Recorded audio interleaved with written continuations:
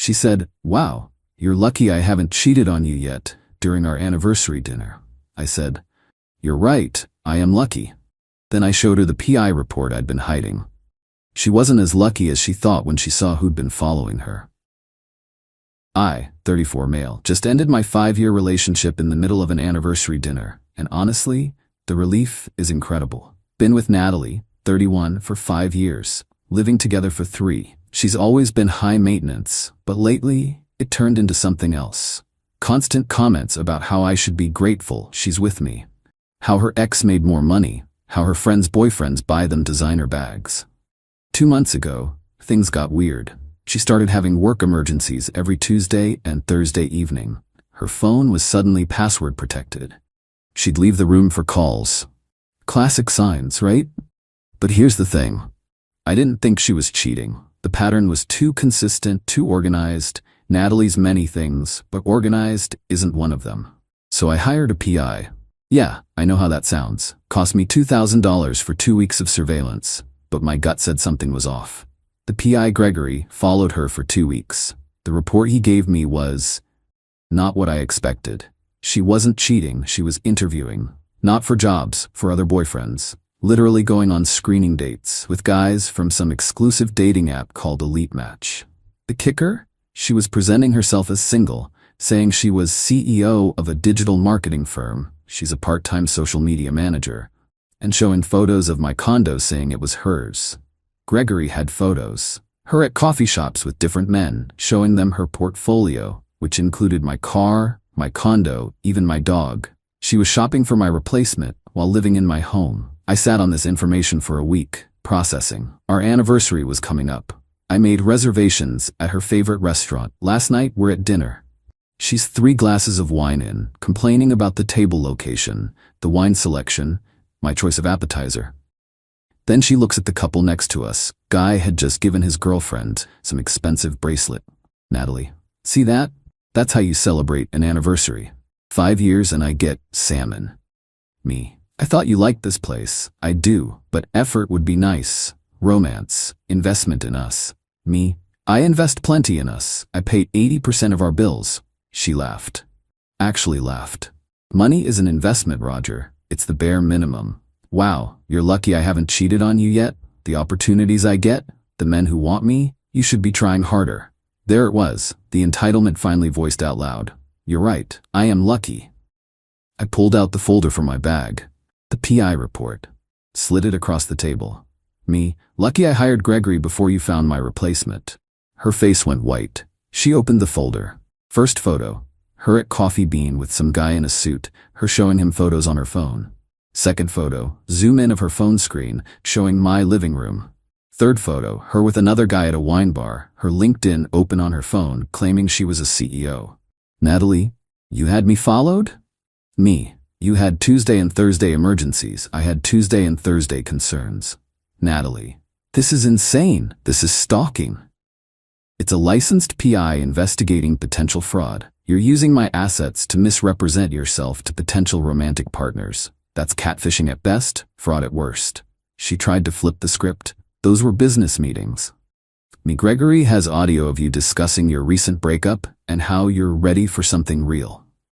Want to hear the recordings? The couple next to us was fully watching now. Natalie noticed. Can we discuss this at home? Me, your home, not ours. I already changed the locks. That's when she lost it. Update 1. The entitlement escalation has been spectacular. After the restaurant, Natalie tried to follow me home. I'd anticipated this. Had my buddy Trevor waiting in the parking lot to drive me home. Left my car there, picked it up the next morning. She showed up at my place at 11 p.m., screaming and pounding on the door. New locks worked great. She tried her tea for 10 minutes. My neighbor filmed it all from their Ring doorbell. They sent me the footage, pure gold. Natalie, Roger, this is illegal. You can't lock me out.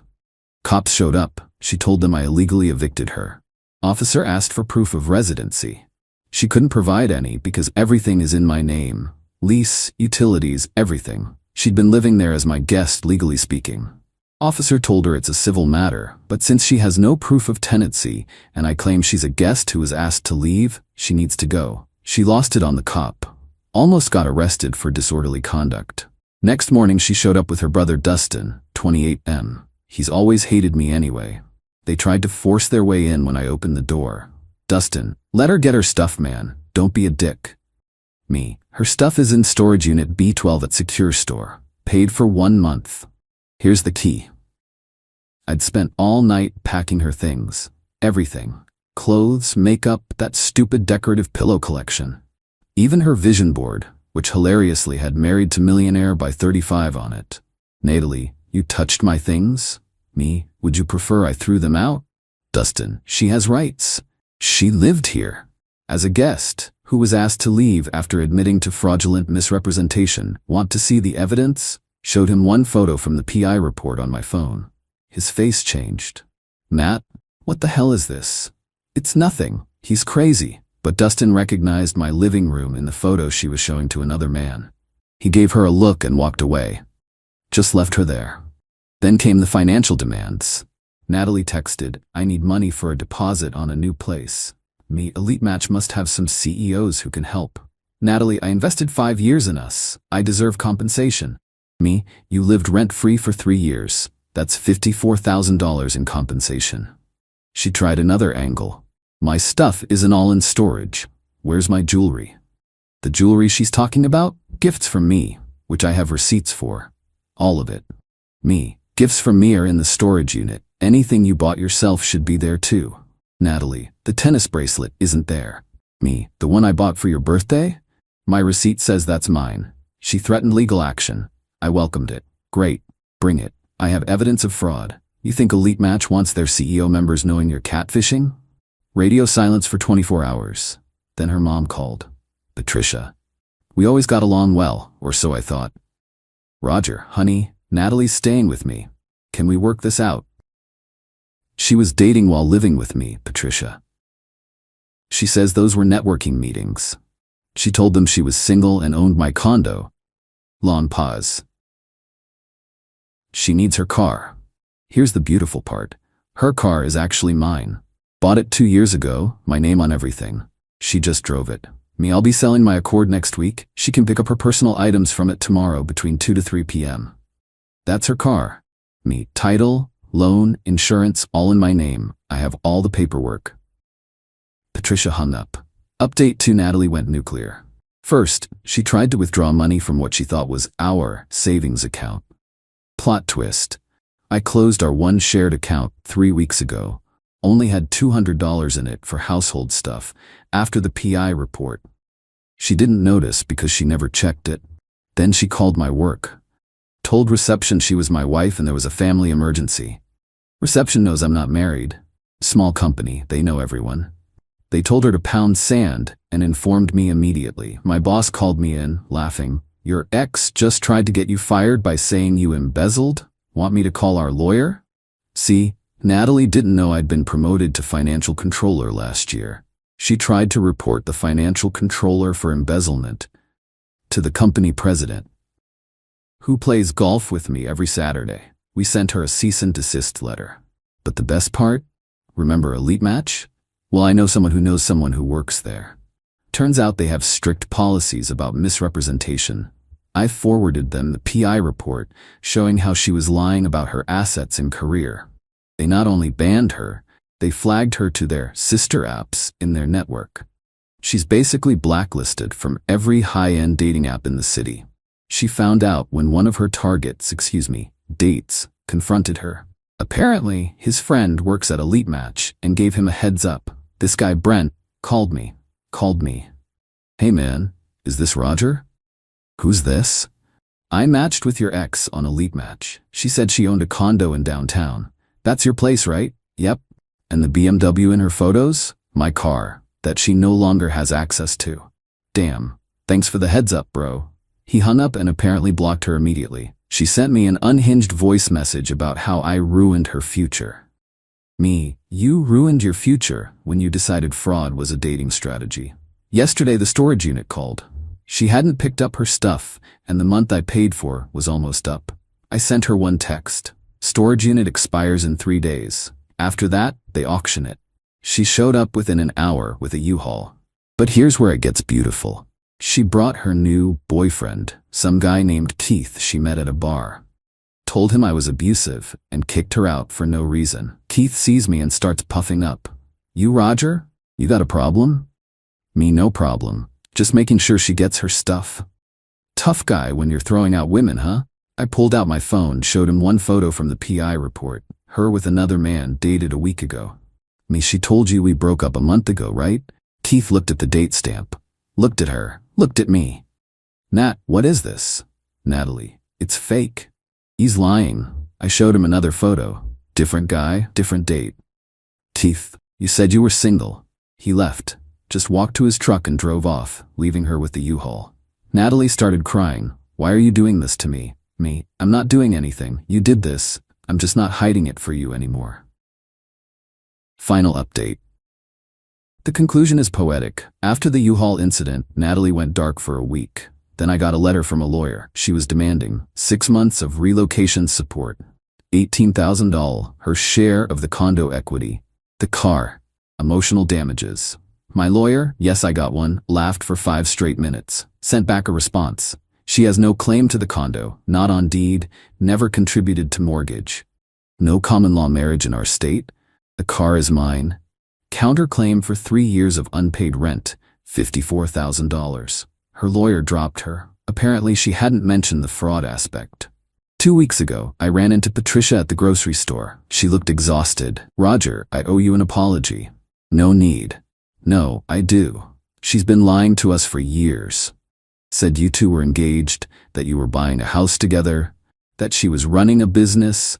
We gave her money for her company. It was all lies. Turns out Natalie had been getting business loans from her parents, $30,000 total, for a company that didn't exist. She's staying with us, but we've given her 30 days to find a job and move out. Me, I'm sorry you're dealing with this. Patricia, we enabled her. You just stopped. Last week, mutual friends started reaching out. Natalie had been borrowing money from everyone, claiming I left her with nothing. When they found out she'd been replacement shopping while living with me, the money train stopped. Her best friend Jessica sent me a screenshot of their conversation. Natalie, I need $2,000 for a deposit. Didn't you say you were a CEO? That was marketing. That was lying, Nat. The ultimate karma? Remember Brent, the guy who called me? He posted about his experience in an online dating safety group, named the app, described the situation, no names, but enough details. It went semi-viral in the dating community. Elite Match had to put out a statement about strengthening their verification process. Natalie is now living with her parents, working part-time at a department store. Her cousin got her the job, and driving her mom's 2008 Corolla. I sold the BMW to Trevor for fair market value. Used the money to take myself on a solo vacation. Posted one photo from the beach with the caption, "Lucky me." Natalie texted from a new number, "You destroyed my life." Me, no. I just stopped financing your fantasy. Blocked. I'm in therapy now.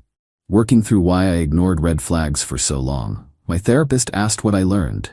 That when someone tells you you're lucky, they haven't betrayed you yet. They're telling you exactly who they are. Believe them. And what will you do differently? Trust my gut. It knew something was wrong. I just needed proof to act. The condo feels bigger now, quieter, peaceful. I replaced all the decorative pillows with stuff I actually like.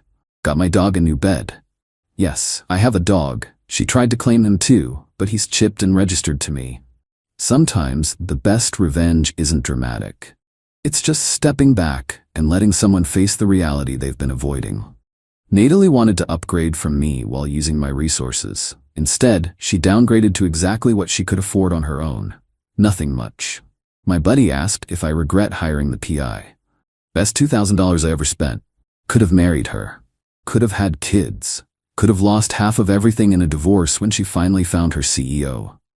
Lucky escape, man. No, luck had nothing to do with it. I chose to see the truth instead of believing the lie. That's all, folks. Thanks for reading, and remember, when someone threatens you with what they haven't done yet, they're already planning it.